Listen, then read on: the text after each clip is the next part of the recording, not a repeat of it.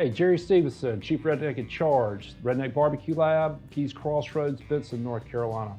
Today's pro tip comes from our video, how to make burn-ins at home, just like at the lab. First thing you want to do with this is this is the part, if you watched our brisket video, that's the point of the wet part of the brisket, that secondary muscle that we removed, and I put over to the side. Well, now this is what we're going to use it for, is to make it in these little cubes. But one of the things you really want to do, and the pro tip is that you want to let this actually get cold. Why do you want to let it get cold? When this muscle, it's got a lot of loose connective tissue and stuff, if you try to cut it when it's too hot, it'll fall apart and become strings, or it'll be just kind of not so pretty. You won't get those pretty little burn-in cubes. So here's today's pro point. Let it rest, and you'll have a better product to make those burn-ins with.